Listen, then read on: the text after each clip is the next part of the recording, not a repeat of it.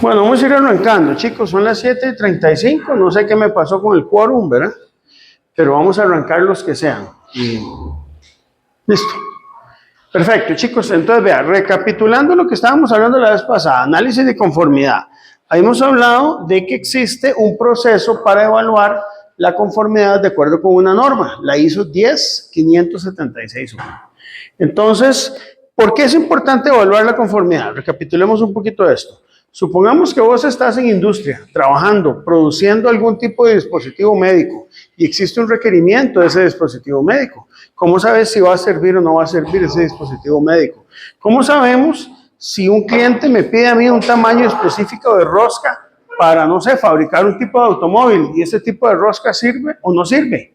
Entonces necesito poder evaluar conformidad. De hecho, desde el punto de vista industrial y desde el punto de vista legal existen límites máximos en cosas. Límite máximo de velocidad en carretera, porcentaje máximo de mercurio, número de coliformes fecales en la comida, ¿verdad? Hay unidades incluso dentro del aspecto de salud, que es las unidades formadoras de colonias, que eso también se utiliza bastante, y existen muchos límites en las cosas. Por ejemplo, ¿cuánto es el porcentaje máximo o mínimo de error que puede haber en el cobro del recibo eléctrico de sus casas? Dependiendo del tipo de tarifa que establezca la fuerza de luz, ¿verdad? Entonces, hay mucha tolerancia donde no puedes ni tirar los límites muy arriba ni muy abajo. Si tiras el límite muy arriba y entregas más producto del que estás produciendo, tenés un tema económico que puede ser problemático. Y al revés también, ¿verdad? Porque afectan al consumidor. Entonces las tolerancias se vuelven importantes y es importante tener criterios para saber cuándo algo está conforme o no conforme. Y por eso hemos establecido lo que se llama la evaluación de conformidad. Si el proceso está conforme, se puede asegurar conformidad sin problema. Si está no conforme, sí, está no conforme y se desecha o se reprocesa, pero hay casos donde puede haber duda. Y entonces por eso estamos aquí. Habíamos hablado que se pueden detectar bien 6 métodos distintos o 6 reglas de decisión para definir la objetividad sobre la cual uno puede decidir o establecer si existe o no existe conformidad. Y ahora quiero verlo con algunos ejemplos más concretos. Habíamos hablado, en primer lugar, la vez pasada, de los primeros 2 métodos. El primero se llama el método de exactitud y el segundo, el método de metrología legal, sesgo e incertidumbre. En el método de exactitud de la guía 115, que ustedes pueden ver por ahí, simplemente nosotros realizamos una medición y si esa medición queda dentro del intervalo de tolerancia, decimos que está conforme, y si está fuera del intervalo, decimos que está no conforme. Ejemplo, usted lleva el automóvil a Riteve. A usted, digamos, si le dicen que el límite superior en hidrocarburos no quemados es de 300 micromol por mol, y a usted le dio 299, está conforme. Le da 300, está conforme. Le da 301, ya no está conforme. Si ese valor tiene incertidumbre o no tiene incertidumbre, si el ajuste de la máquina fue un poquito más alto o más bajo, no se toma en cuenta dentro de este criterio, ¿verdad? Entonces, este criterio es muy práctico, pero depende de la aplicación, podrías inducir en errores, porque esta medición, por ejemplo, se encuentra conforme, esta no conforme, esta conforme, esta no conforme, pero realmente tenemos incertidumbres asociadas. Por ejemplo, una medición que está aquí, realmente es una distribución de probabilidad. Puede que cierta parte quede dentro de la conformidad y otra fuera. Ese método no lo ve, porque solamente toma en cuenta el valor central y toma decisiones con base en el valor central. ¿Estamos de acuerdo con eso? Ok. Ya lo vamos a ver ahora con un ejemplo. Ahora, el segundo método, que es el de metrología legal, sesgo e incertidumbre, debe cumplir límites del error máximo permitido. ¿Por cómo debe cumplirlos? Bueno, debe cumplirlo de la siguiente manera. No solo se pide que el valor central del error esté dentro de los 2 límites, ¿verdad? Porque tenemos básicamente un límite superior de control, un límite inferior de control, tiene que estar en medio de los límites, sino que además hay una condición en la incertidumbre de la medida. Entonces, como usted ese valor que midió, lo midió con cierta incertidumbre, se solicita que esa incertidumbre sea como máximo la tercera parte del error máximo permitido. Es decir, véalo así, el tamaño de esta barra que usted tiene aquí, este tamaño, tiene que ser a lo sumo la tercera parte de la distancia que hay entre estas dos. No sé si me explico. Si usted tiene aquí una distancia, esta. La incertidumbre tiene que ser como máximo la tercera parte de esa distancia. Si no se cumple eso, de este criterio no puede ser aplicado. Es decir, le dice a usted, para que esté conforme, necesita que la incertidumbre también esté conforme. Eso, en ese caso, tengo la media, ¿sí? Para que esté conforme y la incertidumbre está un poquito. Sí, aquí está la media, está conforme. Pero tenés una incertidumbre. Ahora, parte de la incertidumbre se sale y otra entra. Pero ¿cómo sé si eso está conforme aunque algo se salga? Ah, bueno, porque esta incertidumbre, este intervalo total, es menor a la tercera parte del error máximo permitido. Entonces, por ejemplo, si tengo un punto así, puro medio, cuyo promedio va a estar entre los rangos. Aquí, en el puro centro. No, digamos, en el centro de los rangos, digamos. ¿Aquí? Sí. Ah, no, ahí está conforme, vean, está dentro. ¿Y qué pasa si esa incertidumbre es mayor? Ah, no, entonces se considera que este método no se puede aplicar. No puedes concluir con este método. Este método no puede ser aplicado en ese caso. Se tiene que usar otra regla de decisión, estaría no conforme. La regla tiene sus cosas, porque, Alejandro, ese caso no es el de interés. El de interés son los bordes. Es cuando estás en la zona donde existen problemas. Si vos estás aquí, va a ser conforme con todos los criterios, probablemente. Y si tengo un punto así, apenas por encima del límite, no conforme. Ya no conforme. Sí, si está un poquitico, si es 300 micromol por mol y te dio 301, ya está no conforme. Ahora, esta regla aplica para el control legal de instrumentos de medida. Y la restricción que tiene es esta, ¿verdad? Que la incertidumbre debe ser menor a la tercera parte, porque si no, del error máximo permitido, porque si no, el método no está bien desarrollado. Entonces, parte de la validación del método es confirmar esta incertidumbre. Bueno, ese es un criterio. A ver, ese es un criterio. No es que tenés que obligatoriamente aplicarlo. Pero entonces, si usted establece que ese va a ser su criterio para definir conformidad, tenés que cumplir el criterio de incertidumbre. Ahora, hay un tercer criterio que este es el más usado. Este es el más usado. Este se utiliza en la mayoría, digamos que en gran porcentaje de lo que hacemos en metrología, que es el de la ILAC G8 y de la ISO 10576-1 en caso de ambigüedad o de indeterminación. Entonces, esto tenemos lo siguiente. Vamos a definir este color verde, ¿verdad? Como el valor verdadero. Vamos a suponer que usted puede conocer el valor verdadero.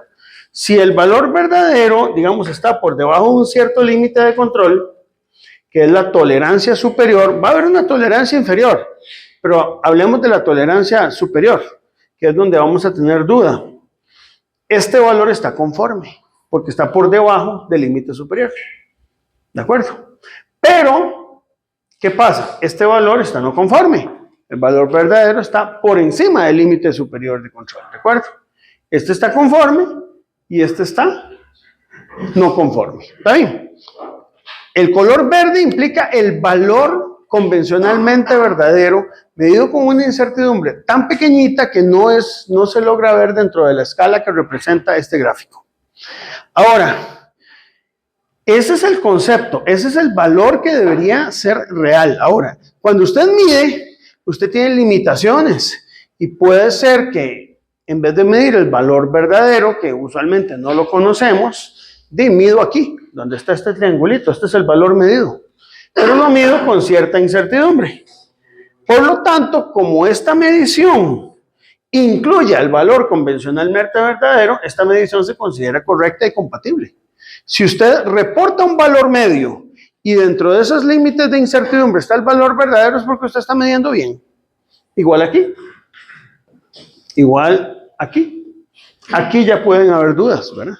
Porque como hay un 95% de probabilidad de cobertura, probablemente en la incertidumbre, hay opción de que el valor verdadero quede fuera. Ok. Ahora, usted de alguna manera toma decisiones no con el valor verdadero, porque el valor verdadero no lo conoce. Usted toma decisiones con el valor medido. Entonces usted llegó y midió aquí, con esta incertidumbre. Aquí se considera que esto que está aquí está conforme. ¿Por qué? Porque vamos a suponer que en general, cuando usted tiene dos límites de control, un límite superior y un límite inferior de control, un valor que esté aquí y que su incertidumbre quepa dentro de estos dos límites, se considera que está conforme. O sea, si su valor medido más sus dos brazos de incertidumbre, su extremo superior e inferior, se encuentran dentro de los límites de control, estamos en un valor aceptado conforme, ese es el caso 1. Si nosotros más bien tenemos un valor medido con sus incertidumbres fuera del límite de control, por ejemplo, aquí, podría ser aquí arriba, pero podría ser aquí abajo. Estos serían del caso 4, porque son valores no conformes. Están totalmente fuera del límite de control. Ahí estamos claros. Ahora, el tema es qué pasa en estos dos de aquí. Resulta que aquí la medida está en medio de los límites de control, pero la incertidumbre te saca un poco. Entonces, bajo esta tercera regla de decisión, esto se considera un caso ambiguo. Es lo que se llama en metrología inconcluso. Inconcluso significa que no podemos llegar a una conclusión, no que está sin terminar, no, es que no podemos concluir nada. Entonces a esto le llamamos un caso donde hay conformidad condicional. Este está conforme condicionalmente. Ahora, conforme condicionalmente, ¿qué significa? ¿Que está conforme o que está no conforme? No se sabe. No se sabe. Es un caso de duda, habría que analizarlo más adelante, habría que ver qué haces con los casos de duda, ¿verdad? El mundo no es blanco o negro, no somos buenos y malos. Hay gente que está en medio, ¿verdad? Entonces, ¿qué haces con eso, verdad? Este sería un caso en el que lo que nosotros tenemos más bien es inconformidad condicional, porque usted dice, esto está no conforme, sí, pero hay una parte de la incertidumbre que está quedando dentro de los límites de control. Entonces, hay una probabilidad de que esté conforme y una probabilidad posiblemente un poquito mayor de que esté no conforme, que esté inconforme, ¿verdad? Inconforme es fuera de los límites y conforme dentro de los límites. Entonces, ¿qué pasa? Si este fuera el valor verdadero, esto de aquí se llama falso positivo. ¿Qué es un falso positivo? Que usted está diciendo que algo es conforme cuando no lo es. Eso es un riesgo. Por eso es que esto es conformidad condicional, porque usted no puede asegurar totalmente que está conforme. Entonces, ese caso se conoce como el caso 2, que es el falso positivo o falsa aceptación. Estamos aceptando como correcta una medición que realmente no cumple con los límites de tolerancia dentro de los que debería estar, porque ve que el valor verdadero está muy más por arriba, ¿verdad? Este sería otro caso que podemos pensar que si esto fuera compatible, ¿verdad? Esto sería lo contrario. Estamos declarando como no conforme algo que realmente está conforme. Entonces a este caso se le llama el falso negativo. Este es el falso positivo y este es el falso negativo, ¿verdad? También es un caso inconcluso donde tenemos un falso rechazo. Entonces aquí hay dos tipos de errores que se pueden cometer. El error de decir que algo está conforme cuando no lo es, o el error de decir que algo está inconforme cuando realmente está conforme, ¿verdad? Entonces, bueno, ahí este tercer criterio nos establece que hay conforme, inconforme y casos intermedios ambiguos que no pueden concluir. Eso es lo que dice este método. Ya no es tan radical como los dos anteriores, o cumple o no cumple, ¿verdad? Ok, vamos con el cuarto.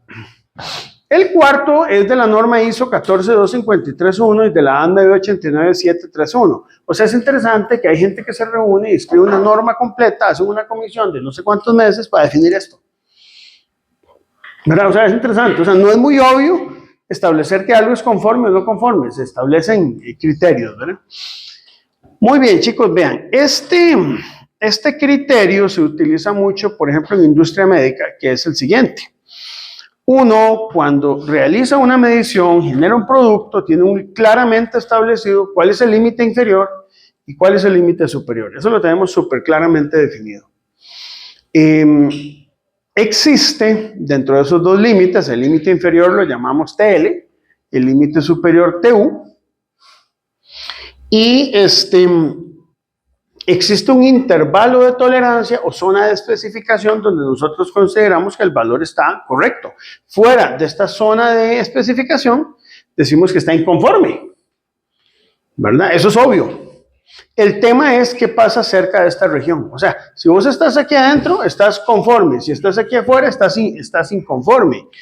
Pero resulta que justamente para evitar el hecho de que cierta parte de la incertidumbre quede dentro o fuera, ¿verdad? Como en este caso, que usted puede decir, yo puedo realizar una medición aquí, pero y como la incertidumbre puede quedar un pedacito afuera y otro pedacito adentro, porque esto sigue una distribución normal, ven, hay una parte que puede quedar por fuera y otra adentro, entonces establecemos algo que se llama el guard band. Guard band. No sé cuál es el término en español, chicos, no tiene traducción. En el control de calidad no se le ha establecido. Creo que sí hay una traducción, pero no es como muy utilizada. Entonces yo voy a utilizar el anglicismo guard band.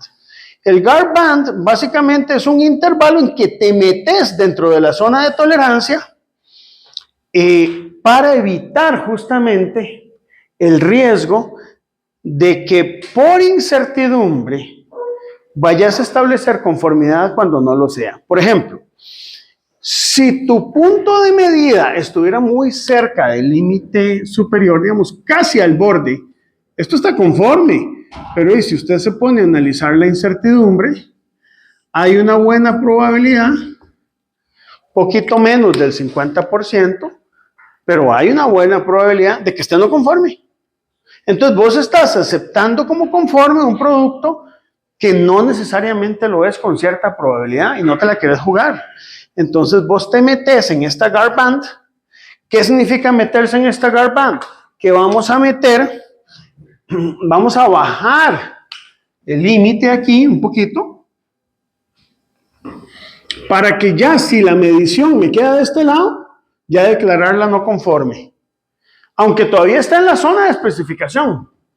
Pero ya resulta que como yo establecí un guard band aquí, este guard band es una zona de seguridad, donde para no jugármela, yo aquí esto lo considero no conforme, porque cuando yo analice ya la incertidumbre, puede que un pedacito me quede afuera, ¿me explico? Y no me la quiero jugar. Quiero estar totalmente seguro que esté conforme.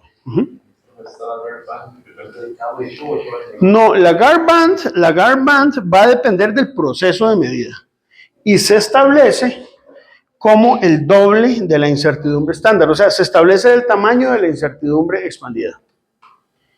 De tal manera que si yo realizo una medición con su respectiva incertidumbre expandida, esa incertidumbre expandida no llegue a superarme el límite superior de control. Que igual en la parte inferior, digamos, yo aquí puedo establecer un guard band. ¿Qué tamaño tiene que tener el guard band? La incertidumbre expandida, para que cuando yo mida exactamente en el guard band, no se me salga de tolerancia, ¿lo ven? Queda todo dentro. Entonces, yo con este método puedo establecer un guard band que me permita a mí no salirme del intervalo de especificación. Pero entonces significa que aquí tenemos una diferencia entre el intervalo de tolerancia de la zona de especificación y lo que llamamos intervalo de aceptación, ¿verdad? Porque los intervalos de rechazo van a ser estos. Pero vea que parte del intervalo de rechazo queda dentro del intervalo de tolerancia, ¿verdad? Entonces, este es el criterio más utilizado. Ok. Ahora, existe otra regla de decisión. Esta regla de decisión, chicos, está publicada en la GUM. Recuérdense que la GUM era un conjunto de documentos. Ya hemos hablado de eso el semestre pasado, ¿verdad? Nosotros vimos solo uno de los documentos que conforma la GUM. Pero hay un documento que se llama la JCM 106, ya se los voy a mostrar ahora, y ahí va a estar en el TEC Digital, ahí lo pueden bajar. Este criterio está basado en ese documento y en la ISO 10 Guide 984, que se llama zona de seguridad con probabilidad de conformidad preestablecida. Entonces, esto es muy similar al concepto de guard band, pero tiene otra filosofía. La filosofía es que yo puedo establecer aquí el intervalo de aceptación, no con un guard band que sea igual que la incertidumbre, sino con un guard band que yo quiera, que puede ser con una probabilidad de cobertura mayor que la que establece la incertidumbre o menor que la que establece la incertidumbre. Me explico. Supongamos que usted tiene un límite superior en velocidad, usted mide con un cinemómetro de 90 kilómetros por hora. ¿Ok? Y a usted le interesa, no sé, validar un método y para ver si usted está midiendo bien la velocidad de los vehículos en carretera, ¿verdad? Entonces, usted puede establecer aquí lo siguiente. Usted dice, bueno, yo quiero asegurarme que mi medición sea suficientemente precisa y estar totalmente seguro que la medición de un automóvil que yo hago en carretera está por debajo de los 90 kilómetros por hora. Pero yo quiero estar seguro, lo más seguro posible. Si yo llego y mido, por ejemplo, 85 kilómetros por hora,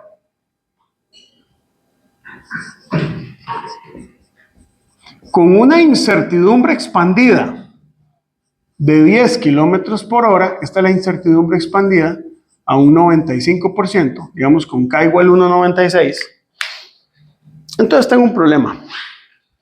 Porque mi límite va a estar aquí abajo, en 85, ¿verdad? Kilómetros por hora.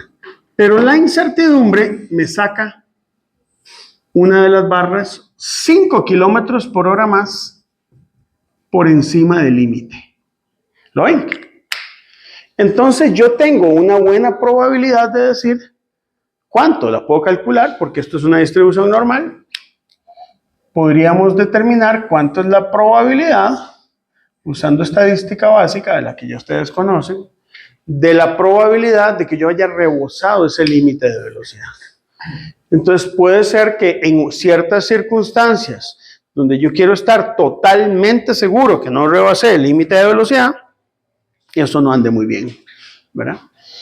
Entonces yo digo, bueno, ¿es conforme o no conforme? Yo mismo me establezco mi regla. Yo diría, eso parece estar no conforme. O tal vez lo que necesito es mover la incertidumbre. Entonces usted dice, bueno, entonces si yo hubiera medido, en vez de 85, hubiera medido 80 kilómetros por hora, este valor me queda más abajo. Me queda como aquí, ¿verdad? Y ahora sí, la incertidumbre queda dentro de los límites de tolerancia. Ahora, ¿eso está conforme? Bueno, con la regla anterior está conforme, pero con esta tenemos un problema, que todavía ustedes saben que esta incertidumbre sigue una campana gaussiana donde tenés una cola aquí y una cola de este lado. Y esas colas abarcan una probabilidad de un 5%. Porque básicamente la incertidumbre es de un 95%, pero tiene 2.5% por arriba y 2.5% por abajo. Entonces resulta que si usted admite equivocarse o tener una probabilidad de un 2.5% de que esté no conforme, esta medición de 80 kilómetros por hora, de alguna manera, está conforme. Pero si usted quiere estar seguro al 99%, no está conforme todavía. Tenés que irte más abajo. Entonces, dependiendo de la probabilidad que usted requiera, usted puede cerrar el intervalo de aceptación. Usted puede establecer un W en función del Z y la incertidumbre estándar un poquito más cerrado, que no necesariamente sea el K igual 2. O sea, no necesariamente todas las incertidumbres para establecer conformidad tienen que estar establecidas a un 95% de probabilidad de cobertura. Cuando hay procesos, digamos, muy delicados, usted podría utilizar un factor de cobertura mayor. Entonces, por ejemplo, si usted quiere asegurar sus mediciones, qué sé yo, que una de las colas, esa cola que esté arriba, esté, por ejemplo, o que abarque una probabilidad complementaria de un 5%. O sea, si usted admite, yo esta cola de aquí, esta área de aquí, quiero que sea un 5%, que se salga solo un 5%, ¿ok? Entonces, tenés que usar un Z aquí de 1,64 veces la incertidumbre estándar. Si usted lo que quiere es un 2,5%, no tengo 2,5 porque era lo que quería hacer aquí, pero lo más cercano que tengo a un 2,5% es aproximadamente 2,3 en la tabla, ¿verdad? Se puede interpolar o se puede calcular.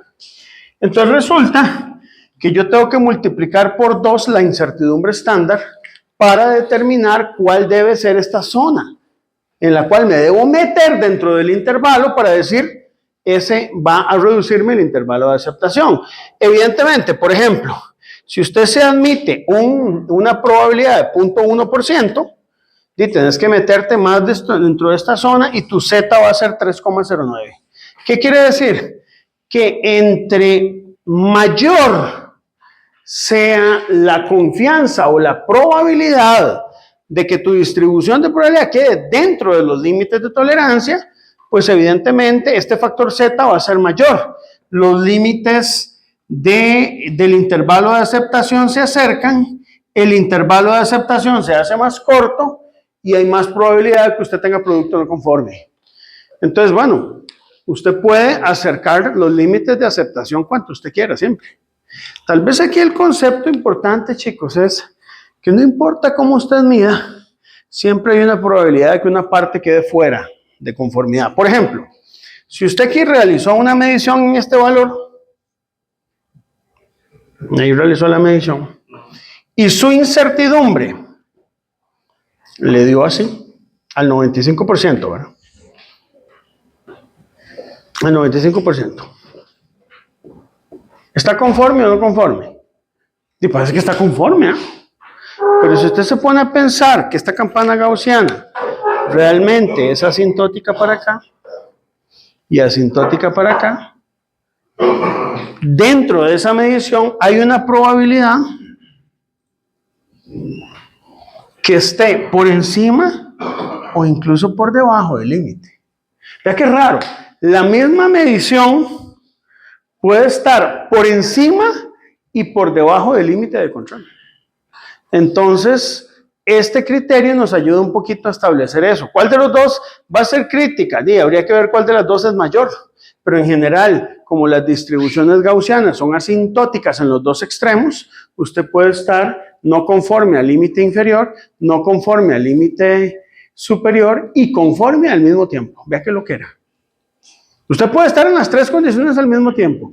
Por eso es que hay que establecer muy bien el criterio de con cuánto yo quiero equivocarme, ¿verdad? La estadística es jugar con la incertidumbre, es jugar con el desconocimiento y es medir hasta cierto punto nuestra ignorancia en un proceso, ¿verdad? Entonces, este criterio se utiliza, por ejemplo, mucho en control de calidad. Ya cuando usted, digamos, quiere algo un poquito más sensato, ¿verdad? Usted quiere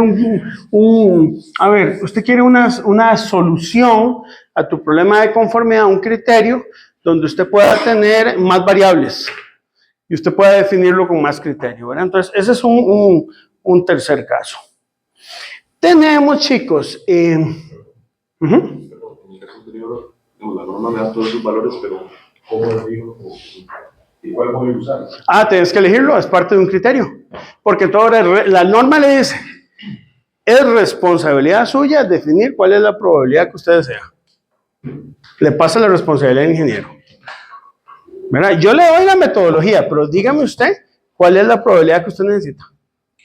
Entonces sí, la responsabilidad pasa a ser tuya. En el caso anterior no, porque usted ya establece una incertidumbre expandida con un 95% de probabilidad de cobertura, un 95-45, por eso usas un K igual 2. Pero, si usted quiere usar un K que no sea 2, ampliar un poco ese criterio, tienes que utilizar este método, ¿verdad? Vea que aquí el K no siempre es 2, puede ser más. Ahora, ¿por qué aquí el 2 no da 95-45? Porque solo estás trabajando una de las dos barras, no las dos. Una de las dos colas. Es un problema de una cola. ¿Me explico? Entonces, aquí te va a aparecer un valor distinto, ¿verdad? Por esa razón se usa, aquí no coincide con el 95-45. ¿Está bien? Ok. Siguiente criterio, ¿verdad? En este criterio, chicos, es un criterio como más analítico, es el análisis de riesgo sin zona de seguridad con el cálculo de probabilidad de conformidad y no conformidad. Aquí nosotros, vamos a ver, cuando ustedes llevan cuántica hay una cosa muy interesante que uno aprende, que es que tal vez desde que somos niños nos dicen que hay cosas que están bien y cosas que están mal. Y de repente, en la vida real no está tan claro qué está bien o qué está mal. Ejemplo, usted quiere viajar a Panamá en vacaciones. Usted se va aquí a Credomatic, lleva la cédula y compra $600 para gastárselos en ropa y en zapatos y en comida y en lo que usted quiera, ¿verdad? ¿Eso aquí no se ve mal? O sea, usted hace eso y duerme tranquilo. No tiene que ir a confesarle a su sacerdote que cometió un pecado, ¿no? Eso es absolutamente normal. Pero usted hace eso en Cuba y va directo para la cárcel. No se puede hacer eso.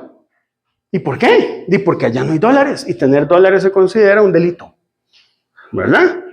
Entonces, es interesante. Entonces, ¿está bien o no comprar dólares? Depende del criterio de qué define usted qué es estar bien o qué es estar mal. En metrología pasa lo mismo. Usted llega y hace un informe técnico en ingeniería y reporta las unidades de una velocidad en millas por hora en Luisiana. Eso se considera que está bien, porque ellos utilizan el sistema anglosajón de unidades. Hágame eso en el curso de metrología industrial y legal del TEC. Usted se reprueba. ¿Estamos de acuerdo con eso? Entonces, bueno, ¿qué es estar en lo correcto y qué es no estar en lo correcto? No siempre el criterio es esto es lo correcto y esto es lo incorrecto. Y en control de calidad pasa exactamente lo mismo. Entonces, a veces hay que cambiar un poquito la perspectiva de que las cosas están conformes o no conformes, o una zona gris que puede ser conformidad o inconformidad condicional, que es lo que hemos visto. Y más bien cambiamos la mentalidad a pensar en el riesgo. Yo llego y produzco, no sé, un implante mamario, un catéter para corazón, una botella de refresco, lo que usted quiera, ¿verdad? Y yo tengo un parámetro de control de calidad, ¿verdad? Entonces, aquí se admite que inevitablemente, aunque usted tenga dos límites de control, inferior y superior, va a haber una parte que se sale. O sea, va a haber una parte dentro de la medición, como la incertidumbre. Se espera que cumpla el teorema del límite central. Esa es otra, chicos. En este criterio suponemos que se cumple el teorema del límite central. Y si no se cumple, habría que usar otras formulitas distintas a la distribución normal. Se puede hacer, porque ustedes son ingenieros. Pero el que no estudia ingeniería física seguramente no va a saber cómo hacerlo, ¿verdad? Pero usted puede hacerlo con otras distribuciones de probabilidad. Pero por simplificación vamos a suponer que estas distribuciones son todas normales, ¿verdad? Entonces, ¿qué pasa aquí? Usted va a decir, no, yo voy a darme un porcentaje. Yo sé que esto es asintótico hacia acá, pero yo voy a darme, por ejemplo, que el riesgo aquí sea de un 1%. Y entonces establezco no un límite superior, una conformidad, sino un riesgo máximo. Yo digo, en el tanto mi medición no se salga una de las colas más de un 1%, voy a decir que ese producto está bien y lo puedo tirar a la venta. Eso se llama análisis de riesgo. Entonces, el análisis de riesgo se hace utilizando la función de probabilidad normal. Esta función de probabilidad normal, no sé si están familiarizados, ¿verdad? Surge de cuando usted agarra la gaussiana. La gaussiana tiene esta forma, ¿verdad? Ustedes probablemente ya la conocen, que la hemos visto desde análisis de incertidumbre. Pero haces una sustitución de variable, que es que z es x menos mu entre sigma, y la normalizamos. Al normalizarla nos queda esta ¿verdad? Hacer la sustitución y todo, nos queda de esta manera la distribución de probabilidad. Y lo que obtenemos es una gaussiana normalizada, donde su media es 0 y su desviación estándar es 1. ¿Verdad? Esto vale 1, entonces 0 más menos 1, que es esta función de distribución normalizada que ustedes pueden ver por aquí. Entonces, ¿qué es lo que hace 1? 1 lo que hace es calcular un z, tanto para el límite superior como para el límite inferior, ¿verdad? Que son estos de aquí. El límite superior, el límite inferior, y podés calcular una probabilidad de que se encuentre fuera de los intervalos de tolerancia. Como usted puede estar fuera de los intervalos de tolerancia, por arriba o por abajo, usted tiene que sumar las dos probabilidades, ¿verdad? Entonces tienes que considerar eso. Por eso se determina esta relación, ¿verdad? Lo determinamos para el límite superior, para el límite inferior, y eso nos va a dar a nosotros la probabilidad de que estés dentro de los límites. Y usted puede decir, no, yo quiero estar al 99% dentro de esos límites. O quiero estar al 99.9, o quiero estar al 90. Nunca vas a estar al 100% en los límites de control. Pero este cálculo de aquí me va a permitir determinar con qué porcentaje de todos los datos que yo mida van a estar dentro de los límites de control. Ese es el asunto. Entonces, esto se usa mucho. Ya digamos, la moda actual en industria médica, sobre todo si les toca trabajar en eso, es meterse un poquito con riesgo. Puede ser que yo sea un poquillo futurista, chicos, porque todavía estamos en proceso de entender qué es la estadística en este país, ¿verdad? Entonces, pero hacia eso es lo que vamos, ¿verdad? Este es el reto hacia el que vamos nosotros, ¿verdad? Esto se encuentra también publicado ahí en el suplemento de la GUM, el número 1, ¿verdad? Luego, hablar un poquito de esto, ¿verdad? ¿Qué es el análisis de riesgo? El análisis de riesgo podríamos definirlo como evaluar la probabilidad de conformidad o de no conformidad de los resultados de una medición con respecto a requisitos especificados. Es decir, usted parte del hecho de que la conclusión no es definir conforme o no conforme, no. Va a haber un porcentaje de probabilidad que esté conforme y otro que esté no conforme. Pero entonces yo me establezco cuál es, qué sé yo, el porcentaje mínimo que yo requiero de conformidad. Y con base en ese cálculo determino si ese producto está bien o está mal, ¿verdad? La probabilidad de no conformidad es equivalente al riesgo de la medición del consumidor al cumplir con los requisitos, ¿verdad? Entonces, ¿qué quiere decir eso? Que cuando un producto está no conforme, es bueno que usted analice cómo le afecta al consumidor. ¿Qué implicaciones tiene que algo esté no conforme? Voy a darles algunos ejemplos, chicos. Supongamos que nosotros vemos aquí en el curso de metrología industrial y legal que la gente llega así como muy cansada o dormida, no sé, después de la madrugada para llegar acá, ¿verdad? Entonces decidimos montar un negocio. Vamos a vender café. Vamos a vender café. Entonces hacemos una encuesta, utilizamos una técnica que se llama, por ejemplo, el Quality Function Deployment, el QFD. Es una matriz donde usted hace pues una encuesta, le pregunta a usted cómo quiere el café, y entonces usted toma un promedio de la mayoría y digamos que la mayoría de ustedes prefiere tomar café negro. Bueno, y sin azúcar, digamos. Puede ser que quieran, digamos, sin azúcar. Ok, pero entonces hay decisiones que usted tiene que tomar a nivel comercial. Usted dice, resulta que a mí me gusta el café negro sin azúcar, pero con cierta calidad, que yo puedo medir, por ejemplo, con la acidez del café. La acidez no puede tener más de un valor especificado, no sé, 4 en unidad de lo que usted quiera, ¿verdad? Entonces, viene un asunto. Si yo mantengo ese estándar de calidad, todo el mundo me va a comprar café. Pero ¿qué pasa si un día el café me sale más ácido y ese pH es menor? La gente no va a quedar conforme, le va a doler la panza, va a decir que es café más feo. Entonces tengo un riesgo, a eso me refiero. El no cumplir con una especificación implica absolutamente un riesgo. Ese es el riesgo que ustedes tienen que medir. Por ejemplo, voy a dar otro ejemplo. Suponga que usted trabaja en una empresa de envasado de refresco y usted le entrega, si la botella dice que son 600 mililitros, pero usted empezó a sacar un lote donde todas las botellas entregaban una cantidad menor, por ejemplo, 590 mililitros, ¿cuál es el riesgo? Puede ser una demanda, puede ser que la gente no compre el refresco. O no sé si ustedes hacen las que hago yo, ponen todas las botellas en el refrigerador, hay unas más altas y otras más bajas, ¿no han visto? Y usted llega y escoge la que está más llena. No soy solo yo el que hace eso. Y todos lo hacemos. Porque el ser humano no es tonto, él sabe, ¿verdad? Y resulta que es un riesgo porque no estamos cumpliendo con una especificación que nosotros mismos estamos diciendo. Yo le estoy garantizando a usted que le estoy vendiendo 600 mililitros y le faltan 10 mililitros de refresco, un sorbo más.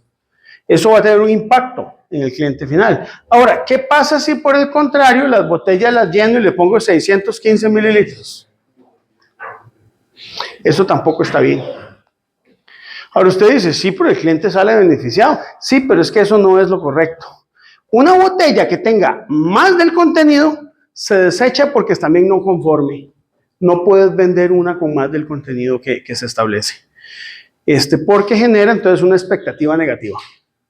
Eso no está bien. Entonces, en empresas como Coca-Cola, se tiene un sistema de control que si vos tenés más de cierto valor, bota la botella. Y si es menos, también. Tiene que estar dentro de ciertos límites. No puedes vender más ni vender menos, porque entonces tenemos un problema de impacto en el cumplimiento de requisitos del cliente. Todos nosotros, chicos, somos clientes de algo, compramos algo. Y ese algo que nosotros compramos tiene implícito algo que se llama calidad. ¿Qué entendemos como calidad? Cumplir con los requisitos del cliente. Usted compra aquella botella que tiene Sebas para tomar agua. Esa tiene que cumplir con ciertos requisitos. Tal vez usted no lo sabía, Sebastián, pero esa forma que tiene posiblemente surge de una encuesta para que usted la pueda agarrar mejor que si fuera totalmente lisa. El color también. Si fuera un color muy feo, usted dice, no, qué pereza, yo lo compro por... Eso hablaba con la esposa de mi mejor amigo. Resulta que mi mejor amigo es melómano, le gusta escuchar música de muy alta calidad. Pero la esposa le escucha Maluma, ¿verdad? No todo es perfecto. La señora me cae muy bien, muy buena gente. Resulta que ella, para decidir, el criterio de decisión, para ver si compra un parlante, es que tenga colorcitos de neón alrededor, porque eso es lo bonito. El criterio de mi mejor amigo son un poquito más exigentes. Bueno, y depende de lo que el cliente quiera, ¿verdad? Al final la calidad la define el cliente, ¿verdad? Hay una cosa que se llama el índice de capacidad de medición. Vamos a hablar de este. Bueno, no sé si hay preguntas hasta acá, chicos, en ese sentido. No sé si ustedes en alguna parte les han hablado del concepto de cliente. Sí, sí está claro eso. O sea, ustedes son clientes en este sentido, piénsenlo así. Usted recibe una cantidad de dinero al mes porque, bueno, ahí vivimos en un sistema donde si no tenemos dinero no podemos vivir, no podemos pagar el bus, no podemos comer, no podemos hacer nada. Todo se paga con dinero. Ese dinero usted lo gasta en comprar cosas. En el momento que usted compra cosas, usted se vuelve el cliente de alguien.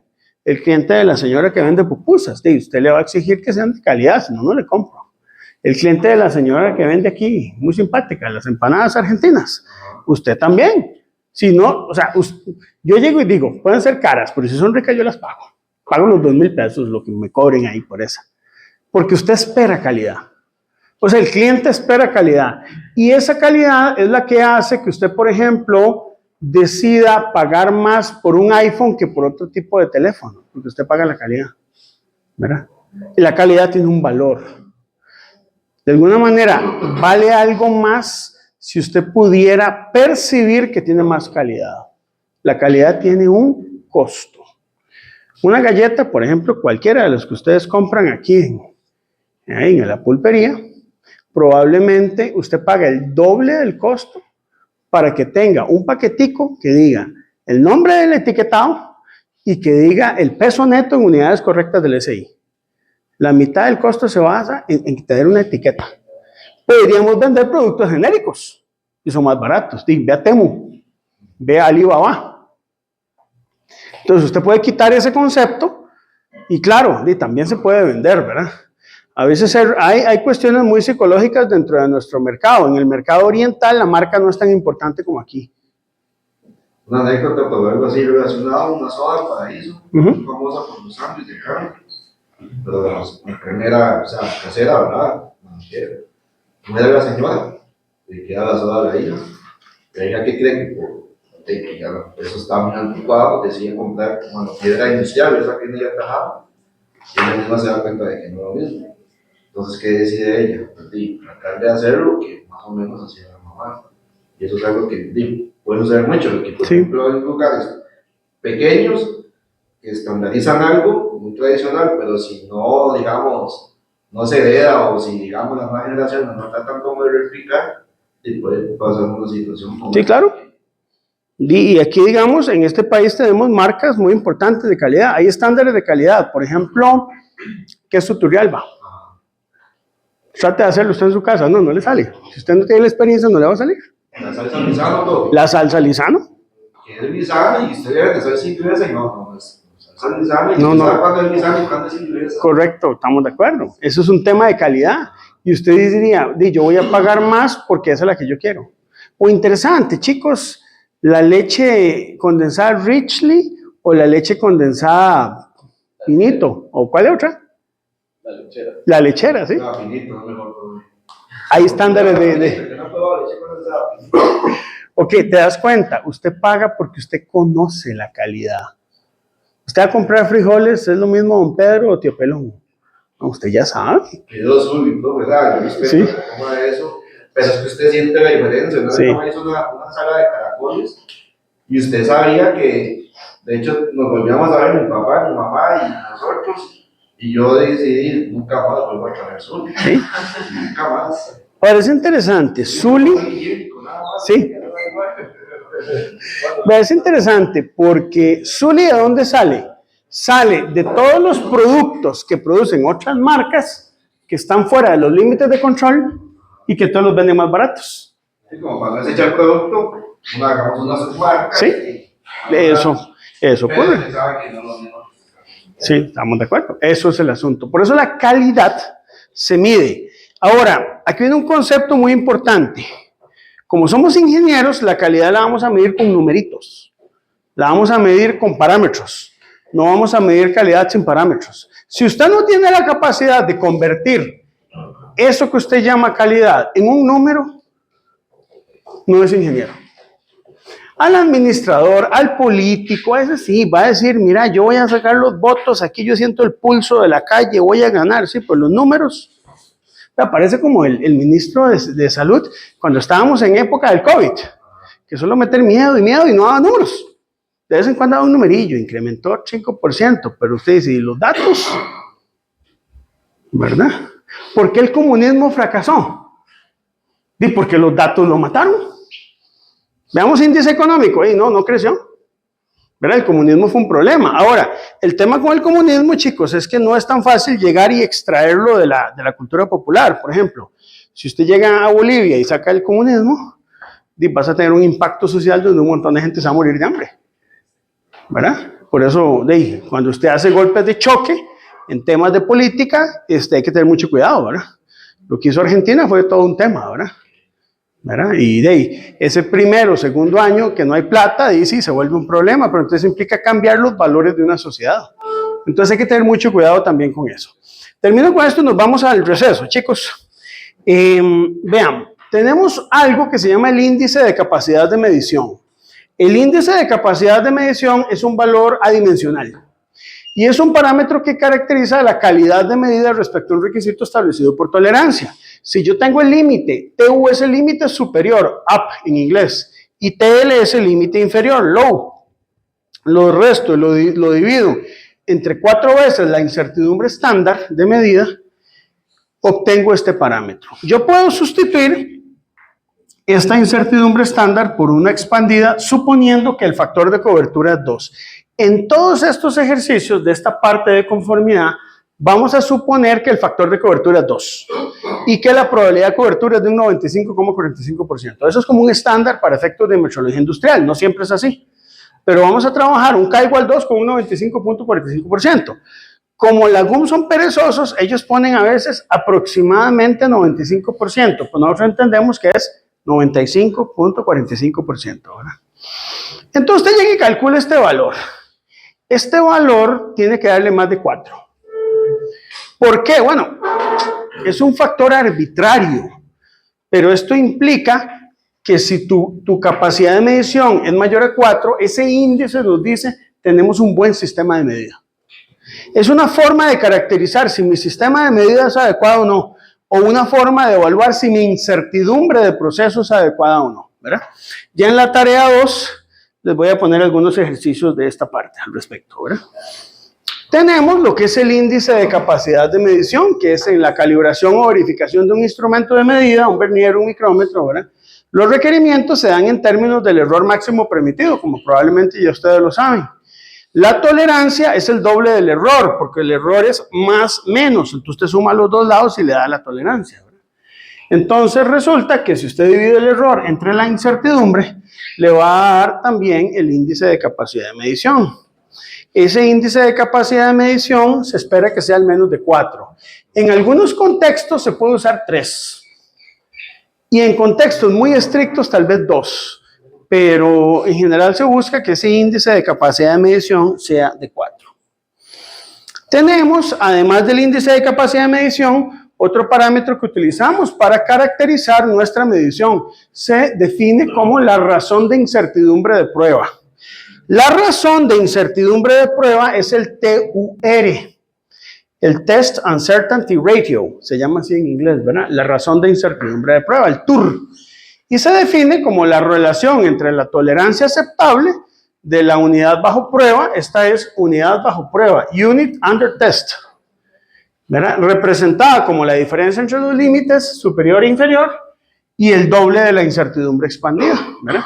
O lo mismo, el error máximo entre la incertidumbre, es el mismo concepto, ¿verdad? El TUR.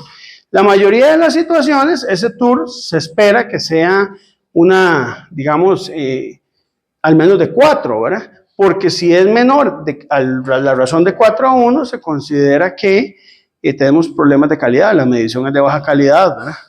Si es mayor a 4, se considera que es de una buena calidad. Entonces, usted puede medir la calidad de una medida, ¿verdad? Ejemplo, vamos a ver este ejemplito.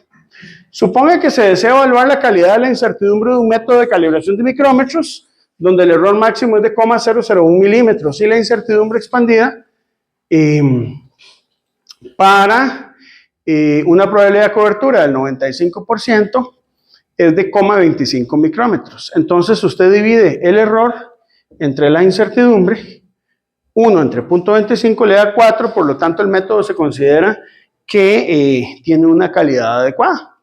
Se considera buena calidad. Se podría mejorar, pero ya es suficiente para efectos de la calibración porque cumple con un valor de al menos de 4, ¿verdad? Ahora, existe otra relación, chicos, que no es muy utilizada, pero que a veces se emplea dentro del control de calidad, que es la Test Accuracy Ratio, el TAR, la razón de exactitud de prueba, se traduce. La razón de exactitud de prueba es la tolerancia del equipo que se está comprobando contra la exactitud del equipo de medición. Exactitud se entiende como error máximo permitido dentro del control de calidad, porque esto no es BIM, esto es control de calidad, esto no es BIM. En la BIM exactitud no se puede definir así, ¿verdad? Entonces se considera aceptable cuando ese valor es al menos de 4. ¿Ok? Ejemplo. Supongamos que desea medir una pieza cuya longitud es 20 milímetros con una tolerancia de 0,015 milímetros y se emplea un micrómetro cuya tolerancia es de 0,001. Entonces calculamos el TAR.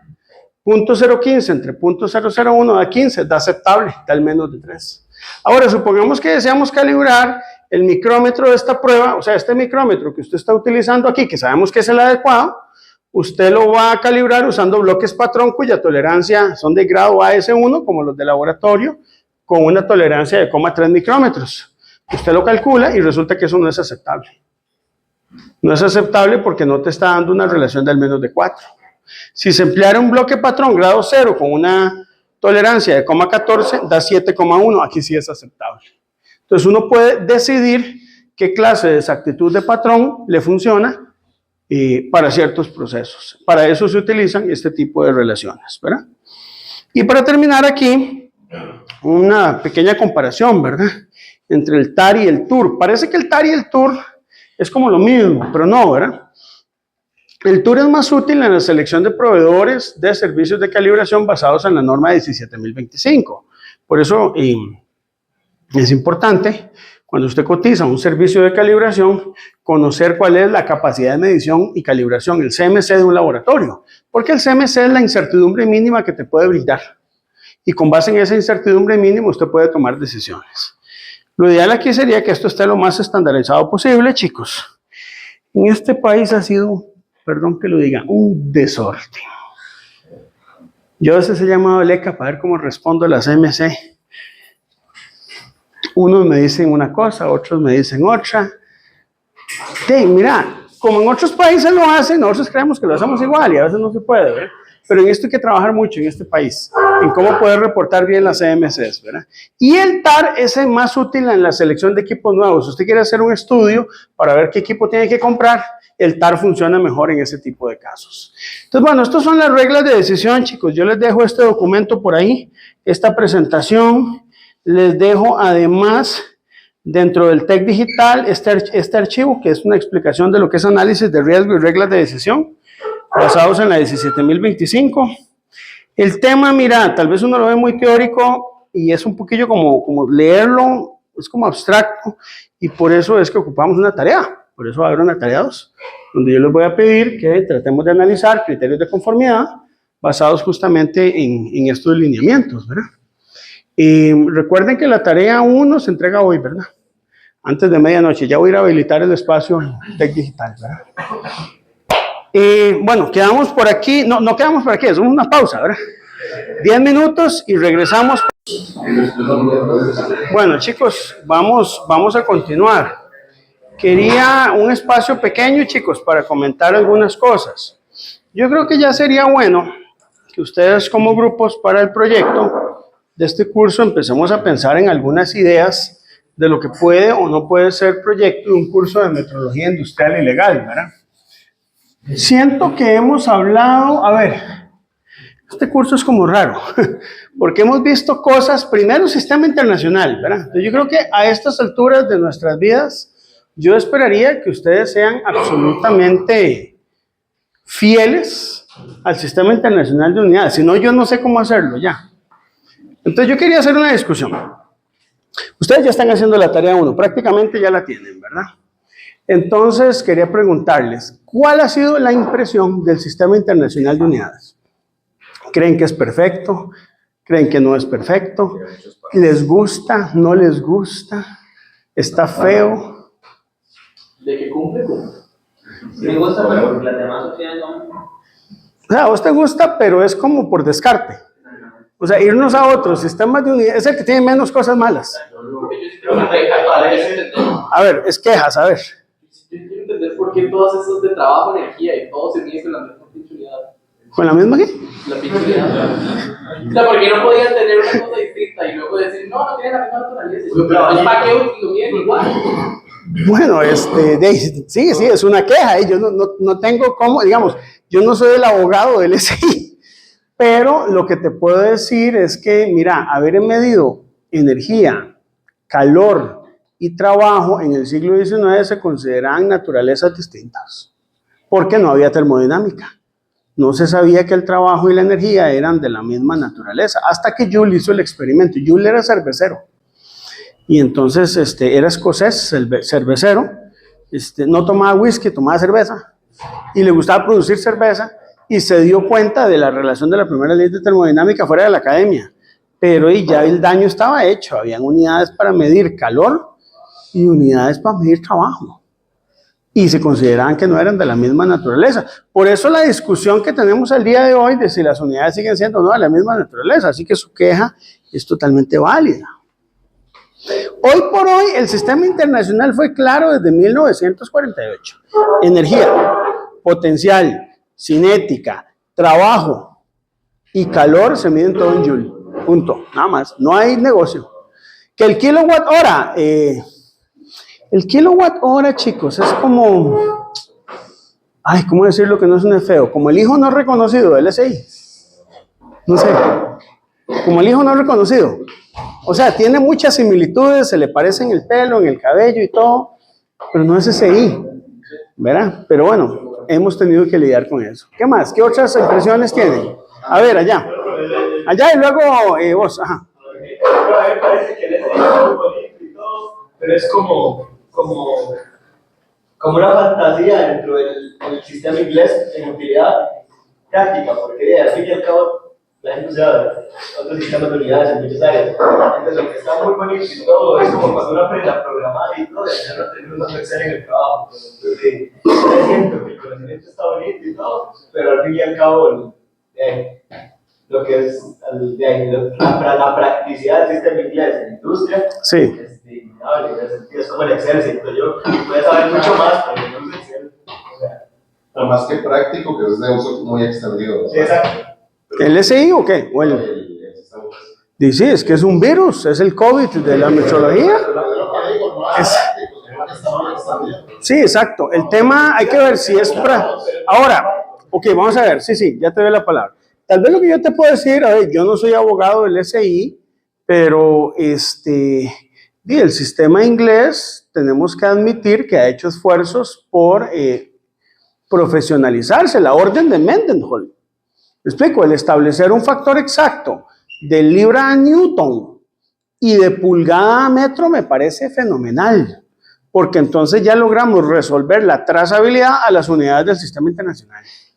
Ahora, obviamente, eso es como, no sé, el sistema internacional es apabullante, es como imperialista, es como que te eclipsa todos los demás sistemas, pero te da la opción de tener factores de conversión oficiales. Yo he visto otra gente de otras carreras, por ejemplo, que tienen una tabla y dice, si aumenta mucho, aumente tanto el grado de libertad. Eso me parece ni nada que ver, ¿verdad? Pero al fin y al cabo lo que la gente usa en la calle, ¿sabes? Claro. Uno aprende mucho más y uno ve que se ha obligado a hacer otra cosa, digamos. Estamos de acuerdo, por eso en la parte de diseminación y los esfuerzos que hace el BIPM, ellos dicen que no es eliminar los demás sistemas.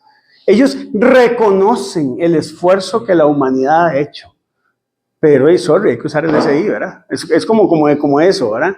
Pero no, está bien, es tu punto de vista y nos tocó vivir una época, Joaquín, nos tocó vivir una época en que básicamente tenemos que convivir con varios sistemas de unidades. Hasta el CGS, porque en mi sociedad está el POI.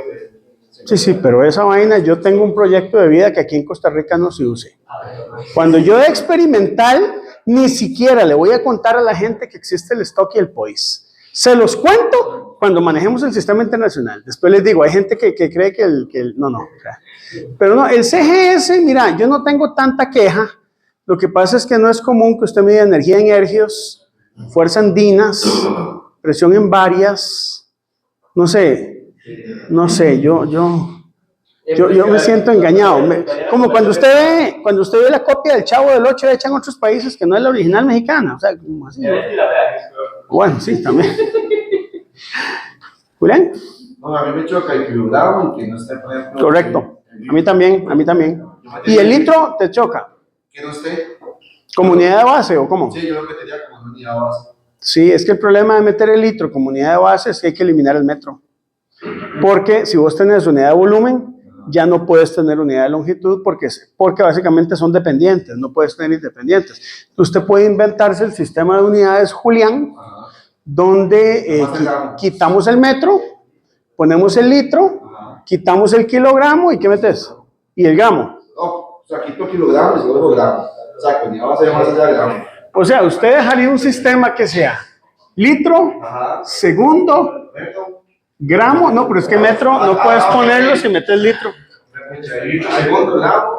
Y las otras sí las deja. Kelvin, ¿el amper qué? Sí, todo lo demás igual. Está bien. Pero, Es que no puedes, o mete metro o mete litro, porque el problema, Julián, es que son dependientes la una de la otra. No puedes tener dos, ¿cómo es que decían? No puedes servirle a dos amos al mismo tiempo, decían, ¿verdad? Se puede, sí, se tiene que escribir realmente así. Perdón, disculpen. Es que yo lo que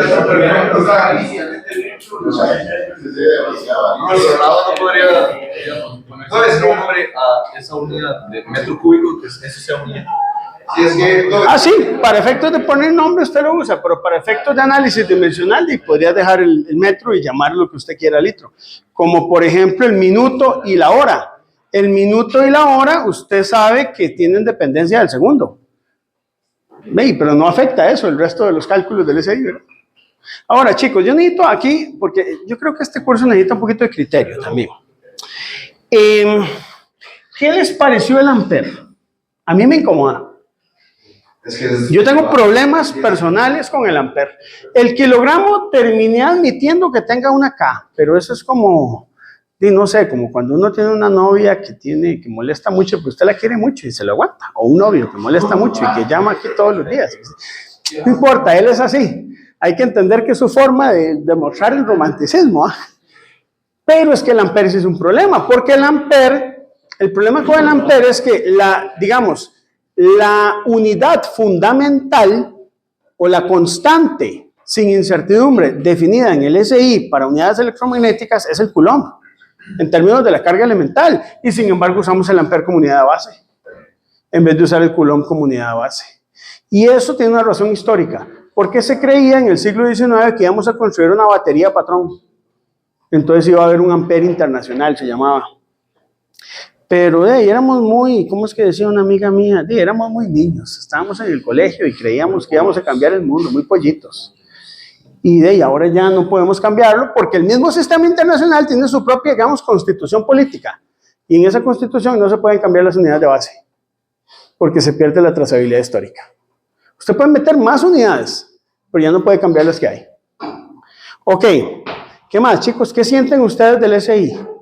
Que la candela, a mí la candela se me incomoda. ¿Te incomoda por qué? Cuéntame. Es que como está definida como para una cierta longitud de onda específica o ciertas condiciones como raro. Sí, lo que pasa es que la candela... se aplica como para luz en general, entonces ¿sí? es como medio... Digamos, la candela... De hecho, por eso que siempre uno usa luz en las ¿sí? técnicas de luz es más polivalente.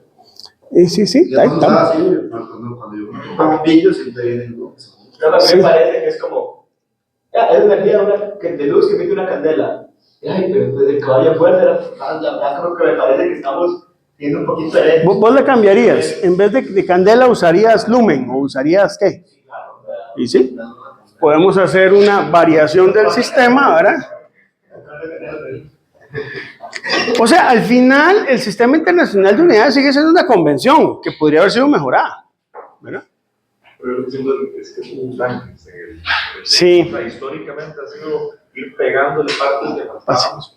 Pero que si la humanidad hiciera el experimento de volver a definir el sistema internacional, o sea, sí, yo a veces digo, este tipo de ejercicios son interesantes. Si hoy nos sentáramos, nosotros somos una dictadura que vamos a revolucionar el mundo. Y hay que construir un sistema internacional nuevo. ¿Con qué unidades lo construirían? Yo te puedo decir mi criterio, pero es el mío. Yo eliminaría el kilogramo y redefino un gramo como el actual kilogramo. Lo primero que yo haría. Quito el ampere y pongo el coulomb. A mí me incomoda un poco que en el tiempo tenemos tanta dependencia en el de las horas y los días, y no quieren ser segundo, digamos. Es un problema. Es un problema, pero vea, eso lo hemos discutido. Cuando nosotros tenemos submúltiplos del segundo, todos son decimales. Décimas, centésimas, milésimas, nanosegundos, microsegundos, picosegundos. Todo eso estamos perfectos en la física. Ahí no tenemos ninguna discusión. Todos somos hermanos que nos llevamos bien y vamos juntos al estadio a apoyar al mismo equipo ahí. Pero después, cuando hacemos los múltiplos del segundo, no existe el kilosegundo. O sea, usted llega con un kilosegundo a una fiesta, lo hacen y chao. No sé, es como llegar con una camiseta de Brasil al partido final de la Argentina. O sea, no hace megasegundo, a pesar de que en el SI se podría utilizar, pero eso no existe, no se usa. Por eso se los tuve que poner mal el semestre pasado. Espérate. Y tiene un domingo 7 el tiempo, porque usted va a segundos, minutos, horas, días y después años. ¡Pah! No, pero es que el año ya pierde trazabilidad porque no hay forma de definir el año. Entonces de ahí es como va bien para domingo 7. Y sí, porque no es un buen sistema. Sí. Hablando de años, si se tomara el tiempo decimal, ¿los años serían iguales o eso también estaría? Bueno, eso habría que redefinirlo, porque el tema es cuántos días le vas a asignar a un año. Porque el tema de un año es que sigue anclado a la frecuencia, digamos, de la Tierra alrededor del Sol. Y no todos los años tardan igual. Hay años bisiestos, hay un alargamiento de la onda de la Tierra, de la órbita de la Tierra alrededor del Sol. Entonces resulta que puede ser que tardemos este año 1 milisegundo más que el año pasado. El sistema solar todavía no llega a estabilidad. Entonces el Sol y la Tierra se están alejando algunos centímetros más y por lo tanto la órbita ahorita no es estable.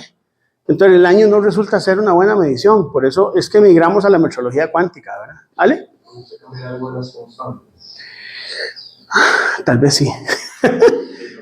Tal vez sí, sí, vieran que a mí me molesta un poquitito algunas de esas constantes. Por ejemplo, yo tendría un sistema ideal, pero tendría que hablar con Dios primero. Yo hablaría con Dios y le diría, mira, dame un experimento para poder medir bien la constante de gravitación universal, con unas 10 cifras significativas. Préstame a Plutón, préstame a Júpiter, midámosle bien la masa, no sé, hagamos algo ahí. Probablemente ocupa unos 5 siglos más de evolución y utilizaría una constante que sería la gravitación universal, que a mí me parece más fundamental que la que tenemos. Ahora, no está mal la acción mínima de Planck, pero a mí no me identifico. O sea, no sé, eso es como que yo fui a vivir a Argentina, sí, muy bonito, Messi y todo, pero ese verano espantoso y ese invierno terrible no son... Lo demás sí, por el fútbol, que el Che, que sí, pero eso no. Hay una parte que no te... Esa es la parte que yo siento, yo personalmente, sí. Que no existe una constante para el metro. Vieras que no tanto, porque yo en el fondo sí creo que la velocidad en el vacío es una constante universal, la velocidad de la luz. Entonces, para mí, más bien, la velocidad debería ser una unidad fundamental. Y el metro una derivada. Entonces, yo definiría la velocidad como una unidad fundamental. Sí, me van a liquidar ustedes. Sí. No, la práctica es otra cosa porque cuando nosotros somos seres humanos medimos la distancia en pasos y todo eso, entonces es más intuitivo, pero científicamente, no sé, yo sí soy... A ver, esto es complicado, chicos, porque mentira que el científico es totalmente objetivo. Los científicos y los seres humanos tenemos nuestros prejuicios. No sé si ustedes conocen la historia de Tycho Brahe. Tycho Brahe es uno de los científicos más increíbles que tuvo esta humanidad. Y el caramba no propuso teorías físicas. Él creo que era monje o sacerdote en una iglesia que tiene un montón de plata, compró telescopios, midió la posición de todos los astros conocidos en su momento durante toda su vida, que eran 20 años allá en el Renacimiento, guardó toda esa información y dijo, alguien tiene que saber para qué sirven todos estos datos. Y resulta que vino Newton, que era el que los iba a usar. Y le dijeron en el laboratorio de Escocia que que necesita un permiso de la rectoría ahí, de no sé qué, que caramba, de 18 años que va a venir a saber. Newton, ¿quién es Newton? Y entonces él, a su corta edad, logró manejar la habilidad política para que le prestaran esos datos, para poder escribir el principio de matemática. Pero ni a Newton se los querían prestar, ¿verdad? Entonces, pero Tycho Brahe dedicó su vida a medir nada más. Entonces, a veces... Pienso que cada uno aporta algo, ¿verdad? Pero sí, el SI, a ver, mi conclusión es que no es perfecto, pero es el menor de los males, tal vez, ¿verdad? ¿Rolo? ¿Qué opina del mol? El mol para mí sí es necesario. Lo que pasa es que para mí el mol viene por un tema de incorporar a los químicos dentro de la metrología. Si no, el mol podría ser innecesario, pero vino por un asunto político, ¿verdad? Para poder meter la metrología química, por ejemplo, concentraciones, es más fácil medirlas en moles. Para, digamos, ciertos aspectos dentro de la metrología química, el mol resulta conveniente. Pero bueno, hay colegas míos que piensan que es una unidad absolutamente innecesaria. Para un químico, el mol es fundamental, porque la constante de Avogadro de verdad se considera una constante real de la naturaleza. Yo no sé qué opinan ustedes, chicos. La constante de Avogadro realmente es así tan fundamental como la velocidad de la luz en el vacío. Yo no sé si ustedes sienten que la velocidad de la luz en el vacío es algo muy fundamental. Entonces, que llama la cantidad de estados que llaman esa. Son nombres que sí, cantidad de sustancia. podrías llamarlo concentración. Porque yo puedo decir, tengo un mol de colores. Entonces, Sí, pero entonces no tendría sentido porque el mol, Julián, tiene sentido cuando vos trabajas muchas cantidades de moléculas. Digamos, en la química, tal vez como no somos químicos no lo vemos, pero nosotros somos conscientes que trabajamos en cantidades de 10 a la 22 moléculas. Tenés un factor por 10 a la 22 moléculas de agua ahí, ¿verdad? Entonces, de repente, hacer una conversión a moles puede ser conveniente por varias razones. Porque puede relacionarlo directamente a la masa atómica, ¿verdad? Entonces, usted tiene la masa atómica, son gramos por mol. Usted podría decir gramos por molécula, pero... es que, vean, digamos, cuando tengo que explicar esto, yo agarro cierto ejemplo de la vaca. Ajá. Digo, chiquillos, que una vaca tiene 2 canchos, 4 patas y una cola. Sí, Si usted tiene una mol de vacas, entonces, ¿cuántos canchos tengo? Tiene que multiplicar los 2 por la cantidad de moles. claro. Entonces ahí es cuando uno empieza a decir, pues, sí, entonces el chamaco va a decir, sí, es que es decir una mol. Sí.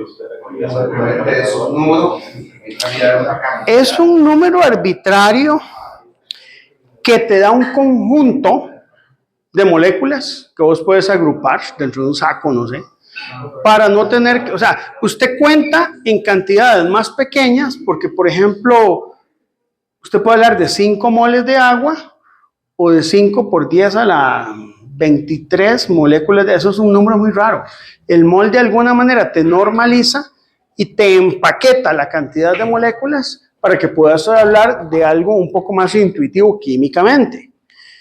Pero, mira, la gente, hoy por hoy yo leo artículos del BIPM y se burlan del número de Avogadro. El número de Avogadro es como el niño huérfano que vamos a incorporar y le vamos a dar un platico de comida para que no se sientan fuera del LSI. Pero realmente no estoy seguro que sea tan necesario. Hay gente que defiende mucho esa cantidad por un tema más que todo de facilidad en la parte química, de medir concentraciones en mol. Pero vos podrías medir concentraciones en volumen y son igual. Y ahí digamos, porque hay muchos docentes que manipulan eso, porque creen, o sea, de hecho, yo recuerdo en el profesor de química decía, átomo y molécula son igual, 6,10. Entonces ya después cuando usted ya va a la universidad y vea, no sabe, esta vara está mal como nos enseñaron, y usted ve que eso se sigue aplicando, o sea, no hay, tal vez no hay una comprensión clara de manejar ese tipo de cantidad, y terminan diciendo, es lo mismo átomo y molécula. Sí, no, jamás, no, eso está mal. No, el mol es una unidad rara, no sé hasta qué punto. De hecho, el único sistema de unidades que le incorpora es el LSI. No hay ningún sistema de unidades que le incorpore, ¿verdad? Entonces, si la naturaleza es cuántica, profe, ¿sí? ¿Por qué no usar la longitud de Planck, la masa de Planck? Eso es una buena opción. Usted podría plantear un sistema de unidades en términos de unidades cuánticas. Longitud de Planck. El tema es cómo la materializas, ¿verdad? Si tenés los experimentos para poder hacer un mise en pratique y medir, no sé, la distancia de aquí a la juela en términos de longitudes de Planck, o medir la edad suya en tiempos de Planck. Sí, ¿verdad? Ahí vemos el punto que decía Joa, que en la práctica no es tan intuitivo. Joaquín, yo siento que es ingeniero muy a lo práctico. Sí, vos sos muy práctico. Alejandro siento que va un poquito más analítico, entonces son visiones distintas y está bien, y es una visión crítica. Parte de lo que yo he buscado con esta tarea, chicos, es que hubiera sido muy fácil nada más recetarle las unidades del SI que se aprendan las definiciones, pero tal vez la pregunta es ¿por qué tenemos ese sistema de unidades? ¿Qué nos ha motivado a generar este sistema de unidades? Y de ahí hay todo un tema histórico. Ahí está metido el conocimiento de los científicos de los últimos 2-3 siglos, ¿verdad? Sí, de hecho, ¿cómo se miden los valores? Me parece muy curioso en realidad cómo se mide el metro, con la esfera y todo, que realmente se utiliza la esfera para poder saber simplemente la cantidad de moléculas y ya con eso, entonces hacer toda la habilidad que hay detrás, pero primero es un patrón para conocer las moléculas y después ya con ese valor lo damos fijo y construimos el resto. Sí. Al final es algo muy práctico a la hora de medir el metro, entonces, aunque sea de unidades sin certidumbre debajo, ya digamos un modelo que también ya nos ocupa, pero sí. Y la practicidad al fin y al cabo Sí, claro. al metro, porque es muy fácil Digo, no, medirlo o cuantificarlo. Sí, claro. Gabriel, ¿y sabe hacer algo? ¿Usted qué piensa de que ando con los de esa energía, ¿verdad? Como el Julio, el Electrovolt y así? Y para mí eso es un desorden espantoso. A mí eso es, mira, como, no sé, como cuando vas a un país que quiere gobernabilidad y tenés 50 partidos políticos. No, no, no, no. O sea, yo estoy absolutamente en contra de eso. Yo soy anti-Electron-Volt. Ya por ideología personal, por mi relación con Dios. Y yo me muero y me dice, mi lucha fue eliminar todas esas unidades que para mí no tienen sentido. Para mí, si hay un Joule, usemos esa unidad en toda la ciencia. Y si el Joule no nos gusta, porque resulta que puede ser muy pequeño, usemos los prefijos del sistema internacional. Vea, es un vacilón. Uno llega y calcula energía, por ejemplo, en el átomo de hidrógeno, ahora que estoy llevando el curso de QFT, no, es que el valor son 13.6 electronvolts, y ya todo el mundo dice, sí, pero ¿cuántos en kilojoule? ¿Cuántos en joule? O en no sé, en yotajoule. Resulta que yo sí creo que necesitamos empezar a cambiar eso, cambiar ese asunto de que nosotros medimos la masa del electrón en electronvolts, ¿verdad? O en unidades que electronvolt sobre C. No, para eso tenemos unidades en el sistema internacional donde usted ya puede enseñar, digo a Julián, desde si le toca dar física 1, si le toca dar los cursos básicos de ciencias, le toca estar con estudiantes de colegio, el electronvolt es una unidad que pudo haber tenido algún sentido histórico, pero eso es como que yo te siga vendiendo leche en galones. ¿Verdad? Digamos, usted en Costa Rica, ve qué interesante, en los 70 se vendía leche en galones, ahora usted, ni loco, ¿verdad? Ya se superó esa etapa, ¿verdad?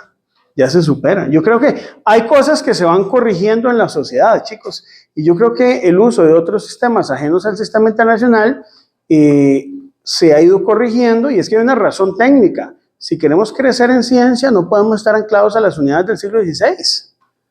No podemos estar anclados a un galón que ni siquiera tiene una definición clara, que puede ser el galón inglés o el galón estadounidense.